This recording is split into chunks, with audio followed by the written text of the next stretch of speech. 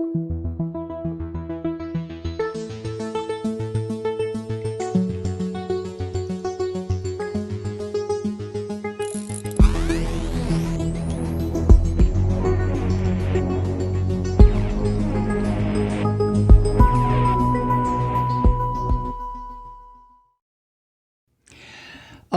it's over, and it never should have begun to begin with. What I'm talking about is President Biden has finally thrown in the towel, so to speak, on trying to cut a deal with these Christian fascists where it concerns the infrastructure bill. Now, we pretty much know, or we should know, what was included in that bill. All sorts of things for the American people. Everything from infrastructure work, which is in desperate need, to education bonuses, to preschool bonuses, to, just on and on. Healthcare availability. It was endless what Biden had in mind. And it was something that we could definitely afford, a $2.3 trillion infrastructure plus bill. But the Christian fascists want none of it.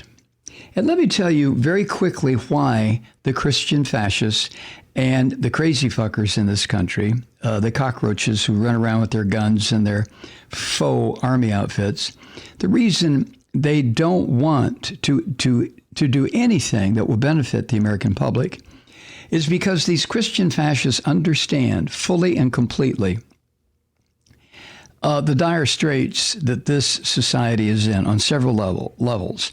Infrastructure is one. Failing education is another, especially after the COVID-19 year. Healthcare, the necessity of jobs training, because we're not going to have millions of people return to shit jobs working in the service sector the way we did before COVID-19. That's just not going to happen again. I mean, it goes on and on, from education to science, research, everything. The Christian fascists want it all to collapse. They are not going to support anything that supports the social structure of this country. And there's a very good reason to them why. It's evil as shit, but it's a very good reason to them. And that is because when society eventually collapses, as it will, if we don't get rid of the Christian Fascist Party, if we don't figure out some way to nullify these son of a bitches, then this culture, this society, this democratic republic that never quite reached the level that the framers had in mind, slave-owning racists that they were, it will collapse. And at the moment it collapses, the Christian fascists will celebrate. This is what they want. This is what communists have always wanted. Not that there's any relationship between communism and the Christian fascists. To the contrary, it's fascism and the Christian fascists, obviously. But this is what they've been pushing for 40 years. Destroy the country. And then in the chaos that ensues when everything collapses, the Christian fascists can assert their power. They can call on the cockroaches and all their guns, these Christian crazy son of a bitches, with their guns, their big guns and their little penises, and the Christian fascists will call them out, and here they come. And a theocracy of the most vicious, violent kind will be established in this country. Does that sound too far-fetched to you?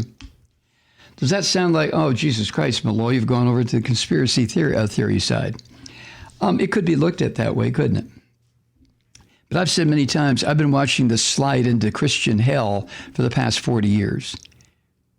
And as far as I'm concerned, and maybe nobody else on earth, I know what I'm talking about. I have observed this. I have watched this incrementalism, as these Christian fascists, little by little, wormed their way into the fabric of this society, into our judicial system, into our law enforcement system. I mean, my God, when I think about law enforcement 30 or 40 years ago, cops didn't have tanks and fucking bazookas and flamethrowers and shit then. You know what I'm saying? When I think about education 30 or 40 years ago, When I think about just about anything, the social contract among people, and it's all been eroded, if not destroyed. There is no common interest in this country anymore. The Christian fascists have destroyed it, along with their partners, these capitalist demons who absolutely want to keep people barefoot and poor. I mean, aren't there enough of us who are rational and sane and truly want to see the country advance, that we can destroy this poison? We can just flush this goddamn poison down the commode somewhere? I just wonder, I've been reading about burnout. I hate that term. There's an article in one of the current issues of New Yorker magazine about burnout and how it's been co-opted. It used to be a military term, believe it or not. I remember I had an uncle who came back from World War II, and he had what they called back in the day shell shock. And he became a Christian fundamentalist and just lost his mind completely, died when he was 53. But now they call it burnout or PTSD or whatever. And I think perhaps most of the country is suffering from that, or from a World War II term, shell shock. So where's the resistance? Where is the resistance? Over the past 40 years, the resistance has come from the gay community, from the black community, from the Latino community, from the progressive community. We've had our demonstrations, we've had our parades, we've had our demands, and some of the demands have resulted in legislation being enacted. We've had our John Lewises. We've had our people who struggled for human rights. I don't want to call them civil rights. I call them human rights. That's what they are. Equal protection under law. But I'm afraid it's not been enough. And now Joe Biden, yesterday, ended this weeks-long effort he'd been making to try to reach a deal with the Senate Christian fascists for this infrastructure plan. So Biden just cut off negotiations because it failed. There's no way you cannot persuade. We've been talking about this for months, weeks, years. There's no way you can persuade a Christian fascist to open his or her fucking mind, get rid of the crap that's in there, and try to think like a human being. It can't be done.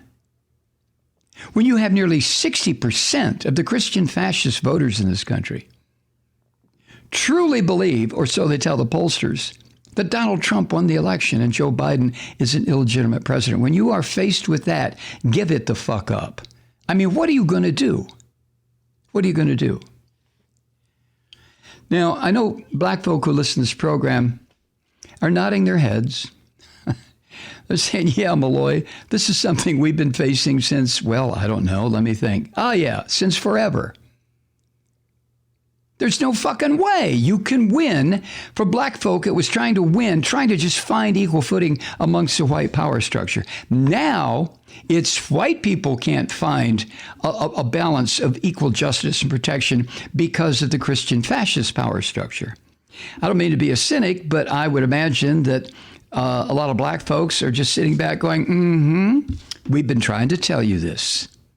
We've been trying to tell you woke white folk this for decades, generations, and you wouldn't listen. I mean, what were we? We're just black people. What were we? Former enslaved people. What'd you call us? Afro-Americans, African-Americans, Negroes, all kinds of shit.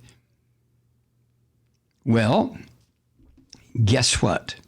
As you went through that whole list, white America, of deciding what to call us. And of course, we helped a little bit too. Your country was being eaten, and it's your country, white folk. Your country was being eaten alive, cannibalized by what you're faced with now.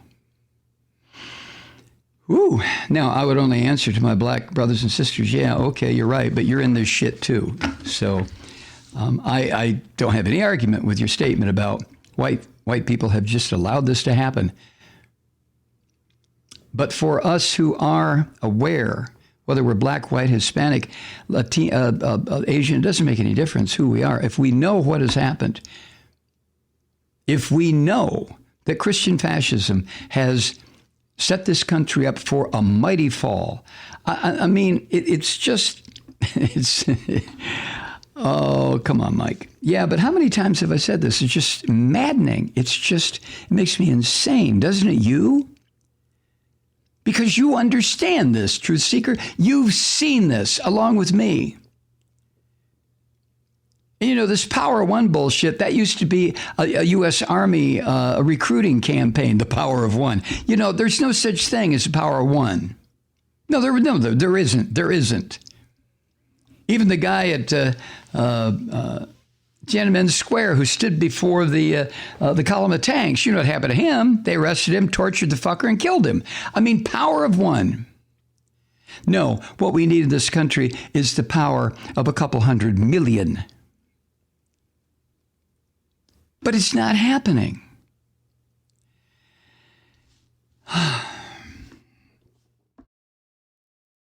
Hi, Truth Seekers. Mike Malloy here. As you know, we've switched formats and are now broadcast exclusively on the Progressive Voices Network. So that means you get fewer program interruptions, no corporate commercials, and lots of profanity. But our format change also means some of our radio listeners no longer hear the program. It's been a while since I mentioned our podcasts, so you may have forgotten that there is a way to listen to this program anytime you need a good dose of screaming. Visit MikeMalloy.com and subscribe to our podcasts. As a podcast subscriber, you can download the program to your mobile device and take me with you wherever you go. And if you have a friend who needs a dose of truth-seeking, you can give a gift subscription as well. That's MikeMalloy.com, and never miss a minute of the uncensored fun and frivolity.